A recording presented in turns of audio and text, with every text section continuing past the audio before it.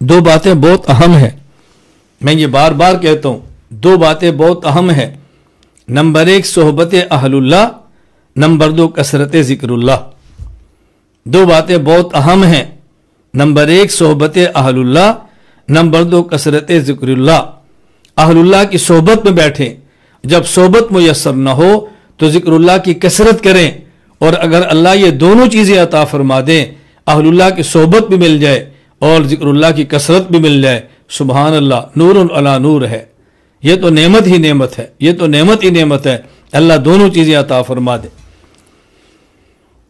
اس دور میں اور ہر دور میں گناہوں سے بچنے کے لیے اللہ کی محبت کو دل میں لانا ضروری ہے، نیکیاں کرنے کے لیے اللہ کی محبت کو دل میں لانا ضروری ہے۔ جب اللہ سے محبت ہوگی، اللہ کے حکم پہ عمل کرنا آسان ہوگا۔ اللہ کے رسول صلی اللہ علیہ وسلم سے محبت ہوگی تو پیغمبر کی سنت پہ چلنا آسان ہوگا۔ اس لیے اللہ اور اللہ کے رسول کی محبت بہت ضروری ہے، اور یہ محبت ملتی ہے کس سے؟ اس دل کے قریب ہونے سے جس دل کے اندر اللہ کے رسول کی محبت موجود ہو، اور وہ دل وہ اہل اللہ کا دل ہے، صلحاء کے قلوب ہیں، اللہ کی یاد میں تڑپنے والے ذاکرین کے قلوب ہیں۔ میں اس لیے بار بار اس پہ توجہ دلاتا ہوں، بار بار تاکید کرتا ہوں، اپنی کیفیات بدلنے کے لیے، اپنی زندگی بدلنے کے لیے، ناپاک زندگی کو پاک بنانے کے لیے، گناہوں کے دلدل سے نکل کر نیکیوں کے سمندر میں اترنے کے لیے ضروری ہے صاحب نسبت سے تعلق قائم کرنا، صاحب نسبت سے بیعت کا تعلق قائم کرنا، صاحب نسبت پر خود کو فدا کر دینا۔ بیعت کرنا کافی نہیں ہے، صرف لفظوں کا تعلق کافی نہیں ہے۔ بیعت کا معنی کیا ہے؟ شراء کا معنی کیا ہوتا ہے؟ بیعت کا معنی ہے بیچنا، خود کو بیچ دو، خود کو کسی کے حوالے کر دو، یہ ہے بیعت کا معنی۔ جس شخص نے کسی شیخ سے بیعت کی ہے، اس نے گویا خود کو شیخ کے ہاتھوں فروخت کر دیا ہے، اور فروخت ہونے والا تو غلام کی طرح زندگی گزارتا ہے، اپنی من مانی زندگی ختم کر دیتا ہے، پھر انسان بدلتا ہے، پھر انسان میں تبدیلیاں آتی ہیں۔ میں بار بار اپنے سے تعلق رکھنے والے حضرات، تعلق رکھنے والی خواتین کو کہتا ہوں، دیکھو جو شخص کسی شیخ کی اطاعت کر سکتا ہے تو بیعت کرے، اطاعت نہیں کر سکتا تو بیعت نہ کرے۔ ڈانٹ سن سکتا ہے تو بیعت کرے، ڈانٹ نہیں سن سکتا تو بیعت نہ کرے۔ ہدایات پہ عمل کر سکتا ہے تو بیعت کرے، ہدایات پہ عمل نہیں کر سکتا تو بیعت نہ کرے۔ اپنی زندگی بدل سکتا ہے تو بیعت کرے، زندگی بدلنے کے لیے تو بیعت کی جاتی ہے۔ اس کے لیے شیخ کی محبت ضروری ہے، اپنے شیخ سے عقیدت ضروری ہے، شیخ کے ساتھ فنائیت ضروری ہے، شیخ کی بات کو ماننا ضروری ہے، اتباع کرنا ضروری ہے۔ یہ بات ذہن نشین فرما لیں۔ تعلق کے باوجود، رابطے کے باوجود، قربت کے باوجود اگر عقیدت نہ ہو، دل میں عظمت نہ ہو، اتباع کا جذبہ نہ ہو، انسان کو کچھ بھی نفع نہیں ہوتا۔ لیکن اگر شیخ کی محبت دل میں ہو، شیخ کی عقیدت دل میں ہو، شیخ کا احترام دل میں ہو، اور شیخ کی اتباع کا جذبہ ہو، ہدایات پہ عمل کریں، آپ دیکھیں زندگی کیسے بدلتی ہے۔ بیعت میں دو چیزیں بہت بنیادی ہیں۔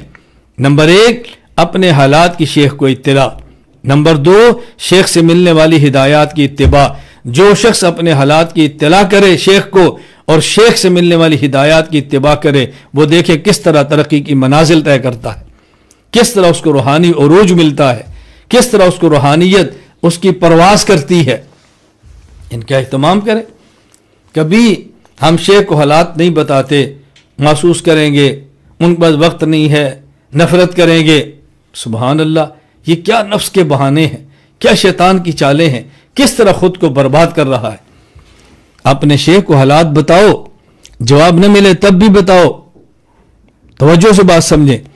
پہلے تو ہم حالات بتاتے نہیں، اگر کسی نے حالات بتا لیے تفصیلی جواب کا انتظار کریں گے، کبھی جواب نہ ملا تو میسج پہ میسج کرتے رہیں گے۔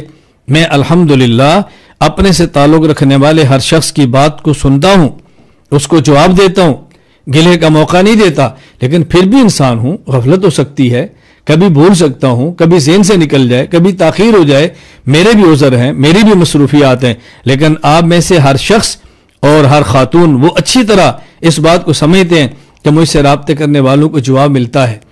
میں اپنے ذاتی نمبر سے آپ کو ہدایات دیتا ہوں، ذاتی نمبر سے بعض و نصیحت بھیجتا ہوں، یہ معمولی بات ہے، اور ہر آنے والے میسج کا جواب دیتا ہوں، آپ کو رپلائی کرتا ہوں، توجہ دیتا ہوں.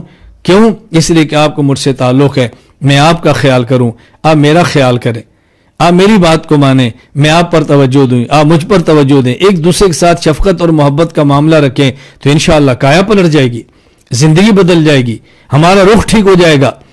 مرکز اور خانقاہ کی طرف سے آنے والے اعلان پہ توجہ دیں کہ کورس کا اعلان ہوتا ہے داخلہ لیں، کہیں بیان کا اعلان ہوتا ہے سنیں، کہیں مصروفیت ہے تو بعد میں سنیں،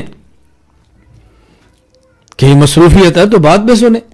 ایک شخص کا مجھے آج ہی میسج آیا کہ جو وقت مجلس کا ہے یہی وقت ہماری نماز کا ہے، اس لیے میں معذرت خواہ ہوں. تو میں نے ان کو واپسی میسج کیا کہ آپ کی نماز 1 گھنٹہ تک چلتی ہے، یہ تو ٹھیک ہے، پھر درمیان سے نماز کا وقت آ گیا تو چھوڑ دے، شروع کی نماز کا وقت اگر نماز پڑھ میں شرکت کریں.